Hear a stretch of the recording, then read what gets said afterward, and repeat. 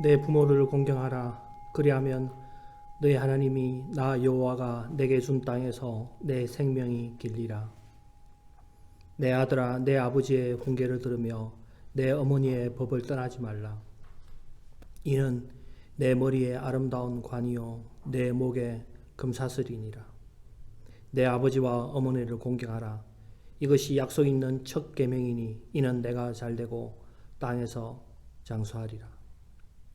거룩하시고 존귀하신 하나님 아버지, 오늘도 복된 주일 주셔서 하나님 앞에 예배드릴 수 있도록 허락하시고 이 거룩하신 하나님 앞에 나와 경배하는 경배자들 머리 위에 하나님 함께 하시옵소서.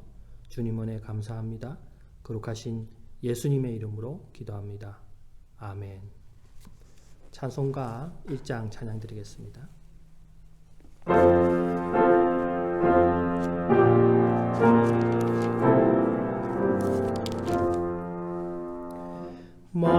만복의 근원 하나님, 온 백성 찬송 드리고 저 천사여 찬송하세. 찬송 성부 성자 성령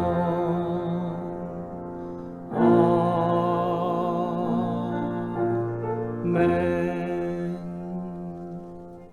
기도합니다.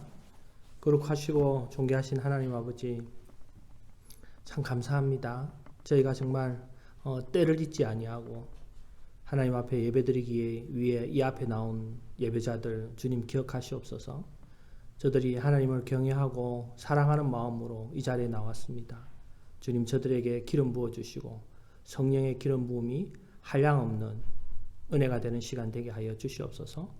또한 지난 한 주 동안 저희가 모르고 알고 지은 많은 죄들, 하나님 이 시간 하나님 앞에 회개하오니 하나님께서 우리를 깨끗게 하시고 우리가 다시 새롭게 성령의 기름 부음을 받아 또한 새 한 주간을 지날 수 있는 힘을 우리에게 내려주시옵소서.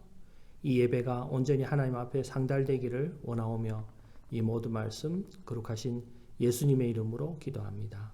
아멘. 예, 오늘 함께 나누실 말씀 에베소서 6장 1절부터 4절까지 말씀입니다. 같이 한 목소리로 봉독하도록 하겠습니다. 자녀들아, 너의 부모를 주 안에서 순종하라. 이것이 옳으니라. 내 아버지와 어머니를 공경하라. 이것이 약속이 있는 첫 계명이니 이는 내가 잘되고 땅에서 장수하리라. 또 아비들아, 너의 자녀를 노엽게 하지 말고 오직 주의 교양과 훈계로 양육하라. 아멘. 네, 오늘은 미국은 5월 10일 마더스데이고요. 한국은 5월 8일 어버이날이 지나갔습니다. 그래서 오늘은 부모 공경에 대한 주제로 여러분들과 말씀을 나누도록 하겠습니다. 잠깐 기도하겠습니다. 거룩하신 하나님 아버지, 오늘 하나님의 말씀을 나누려고 합니다. 주께서 이 말씀 가운데 기름 부어주시고 성령께서 함께 하셔서 이 말씀을 통해서 깊은 깨달음을 가질 수 있는 귀한 시간 되게 하여 주시옵소서. 주님께 간절히 구하오며 이 모든 말씀 거룩하신 예수님의 이름으로 기도합니다. 아멘. 예, 성경에서 십계명은 2번 나옵니다. 출애굽기 20장하고 신명기 5장입니다. 이 둘의 차이는 약간 있습니다만 거의 같은 내용입니다. 사실 십계명이라는 말은 성경에 나오지 않습니다. 원어의 뜻은요, 10마디의 말씀이란 뜻입니다. 이 말씀은 이스라엘 백성을 이집트에서 구원하신 후에 첫 번째 장소 시내산에서 모세에게 주신 말씀입니다. 여기에서 우리가 깨달을 수 있는 것은요, 하나님은 이스라엘 백성을 구원할 목적으로 십계명을 주신 것이 아니라 구원받은 이스라엘 백성이 거룩하게 살기 위해 십계명을 주신 것입니다. 사람들은 흔히 구약을 율법으로 신약을 복음으로 구분합니다. 구약은 율법 종교, 신약은 복음 종교라고 말합니다. 그래서 구약 율법은 지켜야 구원을 받고 신약 복음은 믿어야 구원받는다는 말을 합니다. 사실은 그게 아닙니다. 하나님이 주신 율법은요, 구원받은 후에 구원받은 백성에게 주신 말씀입니다. 그러니까 이 말씀은 오늘날 구원받은 우리들이 꼭 지키고 또 우리들에게 꼭 필요한 말씀이란 뜻입니다. 예수님도 율법을 지키지 말라고 하신 적이 없습니다. 예수님과 율법학자들의 논쟁의 핵심은요, 율법의 본 의도에 충실한가입니다. 율법학자들은 율법의 내용을 유대 전통에 따라서 자의적으로 해석을 했습니다. 그런데 예수님은 율법의 근본적인 사랑을 가지고 율법을 해석하셨습니다. 예수님의 해석을 따라서 10계명을 해석하면요, 1계명부터 4계명까지는요, 하나님 사랑입니다. 그리고 6계명부터 10계명까지는 이웃에 대한 사랑입니다. 그 사이에 5계명, 부모님의 사랑이 있습니다. 부모님의 사랑이 끊어지면 하나님 사랑과 이웃 사랑이 단절됩니다. 부모님도 사랑하지 않으면서 하나님을 사랑할 수 없고 부모님을 사랑하지 않으면서 이웃을 사랑할 수 없다는 것입니다. 그래서 기독교 신앙에서 부모님 사랑은 그만큼 중요하다는 것입니다. 오늘 말씀에서 부모 공경에 대한 자세 3가지, 그리고 부모 공경하는 자녀가 받는 복 3가지, 그리고 부모가 자녀 양육을 해야 될 3가지, 이 총 9가지의 말씀을 이 주제 안에서, 성경의 안에서 여러분들과 나누도록 하겠습니다. 먼저 부모 공경의 자세 3가지, 1절입니다. 자녀들아 너희 부모를 주 안에서 순종하라. 이것이 옳으니라. 부모 공경의 첫 번째 자세는 순종입니다. 자녀들이 자신들을 낳고 길러주신 부모님에게 순종하는 것은 당연한 것입니다. 그런데 인간의 마음에는 불순종이 가득합니다. 이 불순종한 마음이 인간의 순종을 어렵게 하는 것입니다. 그래서 하나님은 자녀들에게, 부모들에게 순종할 것을 말씀하십니다. 부모에 대한 순종은 바로 하나님에 대한 순종으로 이어지기 때문입니다. 하나님은 부모로부터 순종해라는 말씀은 하나님의 순종에 이은 말씀이 그대로 연결되기 때문에 그렇습니다. 물론 이 순종, 부모에게 하는 이 순종은요, 무조건적인 순종이 아니라 주 안에서의 순종입니다. 여기 본문에 나와 있는 말씀 그대로 주 안에서의 순종입니다. 이는 부모가 자녀들에게 비성경적인 것을 해라고 한다든지 비윤리적이거나 비도덕적인 것을 해라고 할 때 하나님의 법이 부모의 순종을 무효화시키는 거예요. 그러니까 주 안에서 순종해라고 할 때는 하나님의 법을 그 안에서 부모가 시키는 일에 대해서 순종해라는 그런 의미를 가지고 있습니다. 하나님은 주님 안에서, 주님의 말씀 안에서 부모에게 순종할 것을 말하고 있는 것입니다. 오늘날 사회에서 폐륜적인 부모가 있는 것도 사실입니다. 그런 부모들한테는 순종하지 않아도 된다는 뜻입니다. 또 대부분의 부모들은 자녀가 잘 되기를 바라고 그들을 도와주기를 원합니다. 그 부모들에게 순종하는 것이 하나님의 뜻입니다. 2절을 다시 보면요. 내 아버지와 내 어머니를 공경하라. 이것이 약속이 있는 첫 계명이니. 부모 공경의 자세 2번째는요. 존중입니다. 존중. 부모님을 공경한다는 것은 부모님을 존중한다는 것입니다. 부모님을 존중한다는 것은 부모님의 진가를 인정하는 것이고 부모님을 아주 가치 있는 분으로 여기시는 겁니다. 존중한다는 것은 존중하는 대상을 아주 가치 있게 보는 것입니다. 부모에 대한 존중은요, 하나님의 존중으로 또 이어집니다. 사무엘상 2장 30절에 보면요. 이제 나 여호와가 말하노니 결탄코 그렇게 아니하리라. 나를 존중히 여기는 자를 내가 존중히 여기고 나를 멸시하는 자를 내가 경멸히 여기리라. 엘리의 2 아들은 하나님의 전에서 망령된 짓을 합니다. 그러나 사무엘은 하나님을 경외하고 존중합니다. 그때 하나님은 엘리 제사장에게 분명히 말씀하십니다. 나를 존중히 여기는 자를 내가 존중히 여기고 나를 멸시하는 자를 내가 경멸히 여기리라. 부모님을 존중하는 것이 하나님에게 존중하는 것이 되고 하나님 앞에 그러면 우리는 존중을 받게 되는 것입니다. 또한 존중은 씨앗과 같아서 존중을 심으면 존중을 거두게 됩니다. 멸시를 심으면 멸시를 받게 되고 존중을 심으면 존중을 거두게 됩니다. 그래서 존중은 다른 사람들과 좋은 관계를 맺는 비결이기도 합니다. 제가 인생을 많이 살지는 않았지만 사람들은 누구나 존중받기를 원한다는 것입니다. 존중하는 마음은 겸손한 마음이고 존중하는 마음은 남을 배려하는 마음이고 남에게 사랑받는 비결입니다. 또 세 번째요. 부모 공경의 자세 세 번째는요. 감사입니다. 감사. 우리가 부모님을 공경한다는 것은 부모님께 받은 은혜에 감사한다는 것입니다. 감사는 부모님께 받은 은혜와 사랑을 표현하는 것입니다. 부모님의 헌신을 인정해 드리는 것이 감사입니다.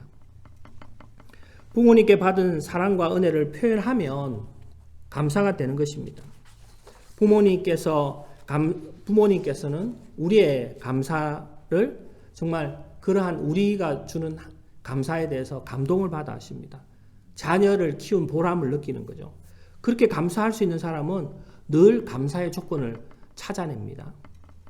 토마스 아켄퍼스는 이런 말을 했습니다. 감사하는 사람은 언제나 은혜가 따라다닌다고 말했습니다. 인간은 자기중심적이기 때문에 자신이 받은 것은 당연한 것으로 여기고 반대로 자신이 준 것은 대단한 것으로 생각합니다. 그래서 감사가 부족한 것입니다. 우리가 세상을 살아갈 때 스스로 살아가는 것처럼 보이지만 실제로는 스스로의 힘이 아니라 다른 누군가의 도움을 받고 살아갑니다. 하나님과의 도움, 부모님과의 도움, 남편과 아내의 도움, 친구, 친지, 심지어 교인들의 도움을 받으면서 우리는 살아가는 것입니다. 수많은 만남을 통해서 우리는 그들의 도움을 받으면서 살아가는 것입니다. 감사는 그것을 표현하는 것입니다. 그것을 통해 하나님의 은혜가 따라다니는 것입니다. 그래서 감사하는 사람은 지혜로운 사람입니다. 부모님께 감사하는 사람은 부모님을 공경하는 사람이고 성경에서는 부모 공경의 자세를 순종과 존중과 감사 이 세 가지로 표현할 수 있는 것입니다. 이렇게 부모를 공경하는 자녀들에게 하나님께서 주시는 복 세 가지가 있습니다. 3절입니다. 이는 내가 잘되고 땅에서 장수하리라. 부모 공경을 잘하는 자녀들이 받는 첫 번째 복은요. 잘되는 축복입니다. 여기서 잘된다는 원어의 의미는요. 물질적인 성공과 번영을 이야기합니다. 부모 공경을 잘하는 사람은 물질적인 성공, 번영 이것을 하나님께서 주신다는 거예요. 땅에서의 성공과 번영을 이야기합니다. 하나님이 주시는 성공과 번영 하나님께서 그 사람에게 준다는 거예요. 두 번째 부모 공경을 잘하는 자녀들이 받는 복은요. 장수의 축복입니다. 사람은 태어나서 누구나 오랫동안 살기를 원합니다. 구약에서는요. 장수의 축복이 가장 소중한 축복 중에 하나였습니다. 신약에서는 오래 사는 것보다 더 많은 복이 있지만 신약에서 장수의 축복보다 더 큰 복이 하나 있습니다. 그것이 뭐냐면 영원한 생명을 받는 축복입니다.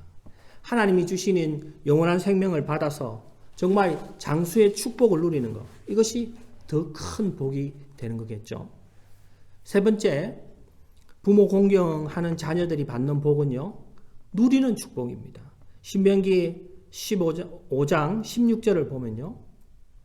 너는 너희 하나님 여호와의 명하신 대로 내 부모를 공경하라. 그래야면 너희 하나님 여호와가 내게 준 땅에서 내가 생명이 길고 복을 누리리라. 하나님은 부모 공경을 말씀하시면서요. 복을 누리는 축복을 말씀하십니다. 복을 받는다는 것도 놀라운 일이죠. 그런데 복을 받아도 누리지 못하면 아무런 가치가 없습니다. 가끔 보면 복을 받는 사람들이 복을 누리지 못하는 경우를 봅니다.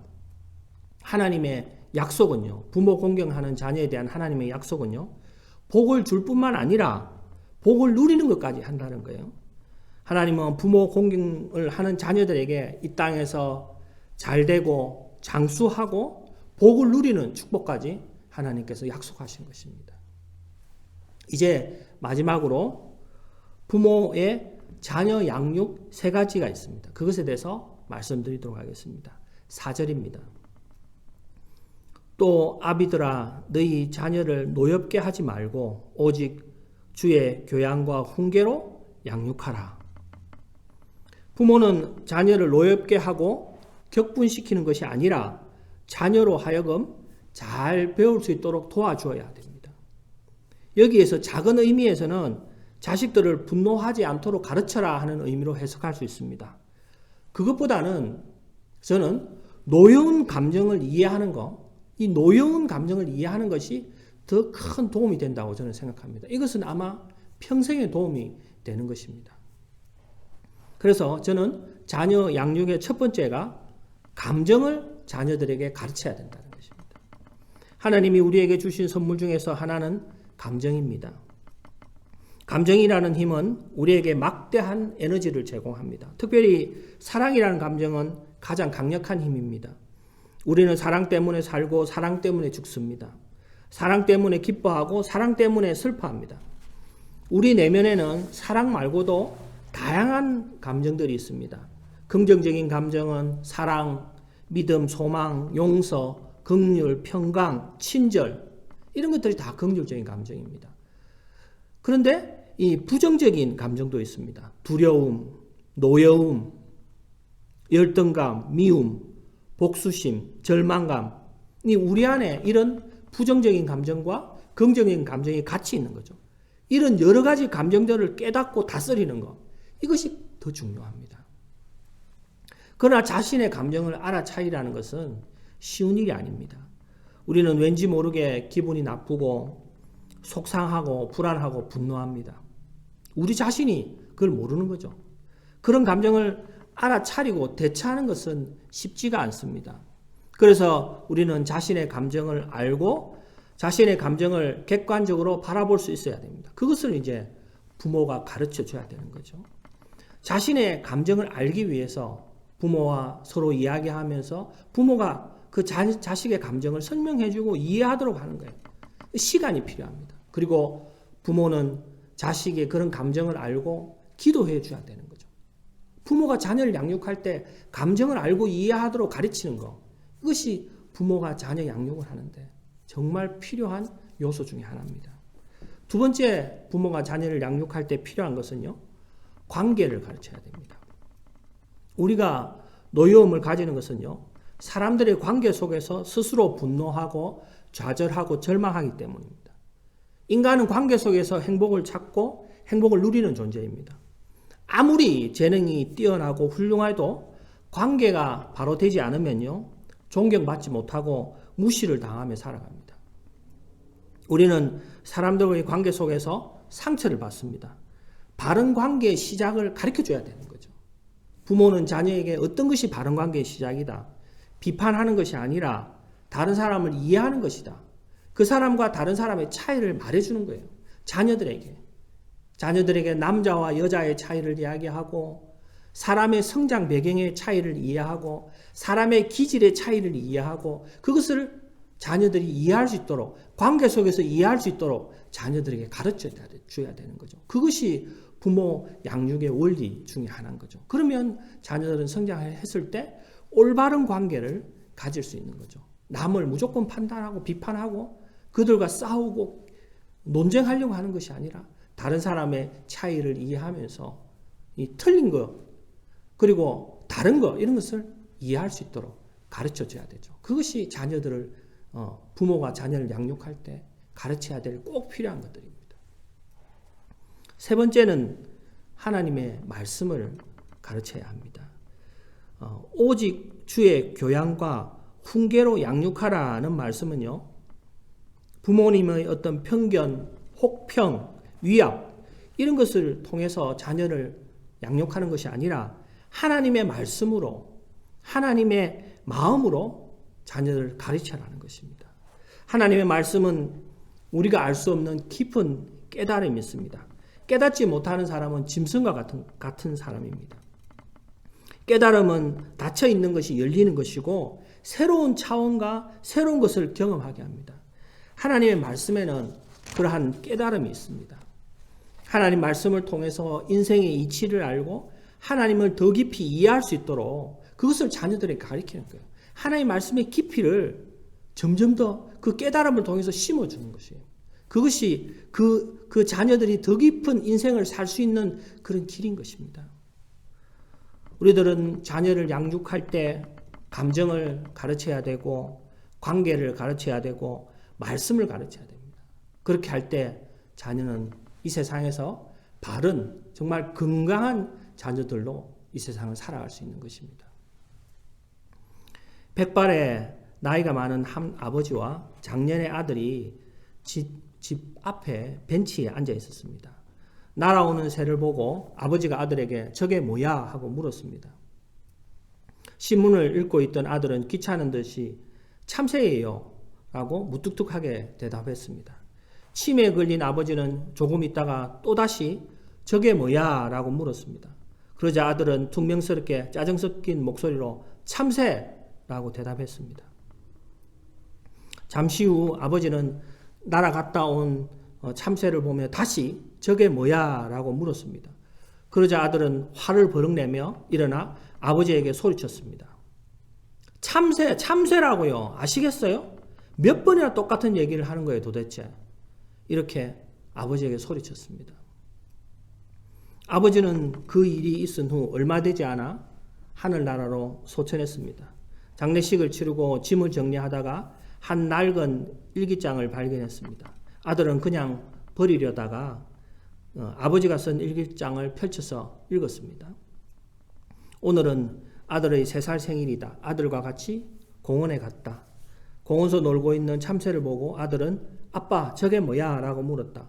나는 응 참새야 라고 대답해줬다.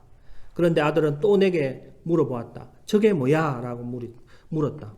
나는 또 대답해 주었다. 아들은 그렇게 무려 21번이나 참새에 대해서 묻고 또 물었다. 나는 그때마다 그게 참새란다 라고 대답해 주었다. 그런데 신기하게도 난 전혀 짜증이 나지 않았다. 너무나 아들이 사랑스러워 아들이 질문할 때마다 안아주었다. 아들은 일기장을 덮고 오열했습니다. 자신은 고작 3번째 온갖 짜증과 화를 내며 소리 질렀는데 아버지는 나를 이렇게 많이 사랑하며 키우셨구나 하는 깨달음에 한참 동안 울었습니다. 며칠 전 해외 뉴스에서 중국의 한 아들이 몸이 아픈 어머니를 생매장했는데 3일 동안 흙 속에 묻혀 있다가 주변의 신고로 구출되었습니다. 사흘간 먹지도 마시지도 못한 어머니는 생명에는 지장이 없었습니다. 중국 경찰은 살인 미수 혐의로 아들을 구속했는데 어머니는 아들을 걱정했다고 합니다. 이것이 부모의 마음입니다. 사도 바울은 에베소서 5장에서 부부의 사랑을 이야기하고요. 6장에서는요. 부모의 공경과 자녀 사랑을 기록했습니다. 그런데 5장의 부부의 사랑과 6장의 부모 공경 전에 바울은 성령 충만할 것을 먼저 말합니다. 이는 성령 충만이 없이 결코 이룰 수 없는 일이기 때문입니다. 에베소서 5장 18절입니다. 술 취하지 말라. 이는 방탕한 것이니 오직 성령의 충만을 받으라. 성령님은 사랑의 영이십니다. 성령님은 순종의 영이십니다. 성령님은 지혜의 영이십니다. 성령님이 함께 하시면 우리는 부모를 공경할 수 있고 성령님의 지혜로 자녀를 잘 양육할 수 있습니다. 성령님을 통해 부모를 공경하고 성령님의 지혜로 자녀를 잘 양육시키는 저와 여러분 되기를 축원합니다. 기도하시겠습니다. 거룩하신 하나님 아버지 감사합니다. 오늘 하나님께서 마더스데이 날에 이 부모 공경에 대해서 말씀해 주시니 감사합니다. 우리가 정말 부모로서 이 세상 살아가면서 우리의 부모들을 잘 섬기고 또 자녀들을 잘 양육하는 하나님의 귀한 사람으로 살아갈 수 있도록 주님 도와주시옵소서.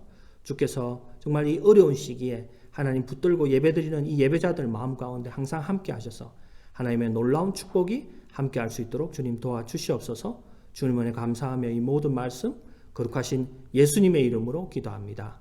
아멘. 찬송가 305장 찬양 드리도록 하겠습니다.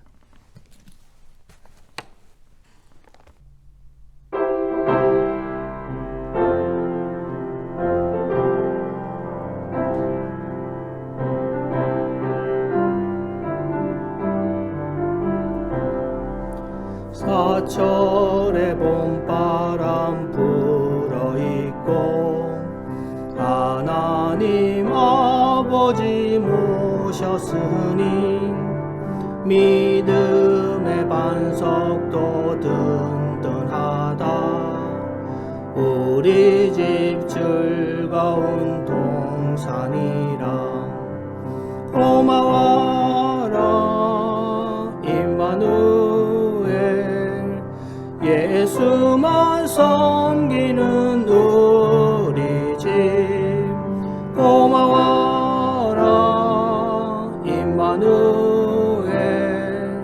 복되고 즐거운 하루하루 어버이 우리를 고이시고 동기들 사랑에 뭉쳐있고 기쁨과 서름도 같이 하니 한간의 초가도 천국이라. 고마워라 임마누엘.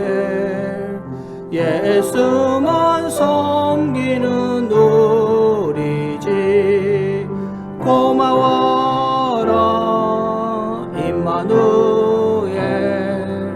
복되고 즐거운 하루하루 아침과 저녁에 수고하여 다같이 일하는 온 식구가 한 상에 둘러서 먹고 마셔 여기가 우리의 낙원이라. 고마워라 임마누엘. 예수만 섬기는 우리 집 고마워라 임마누엘. 복되고 즐거운 하루하루. 축도 드리면서 예배 마치도록 하겠습니다. 지금은 길이요 진리요 생명 되신 예수 그리스도의 크신 은혜와 세상을 이처럼 사랑하사 독생자를 내어주신 하나님 아버지의 만극하신 사랑과 성령의 감화 감동 새롭게 하심이 오늘 마더스데이를 맞아서 정말 이 영상 앞에서 하나님 앞에 예배드리는 성도들 머리 위에 이제부터 영원까지 함께하기를 예수님의 이름으로 간절히 축원합니다. 아멘.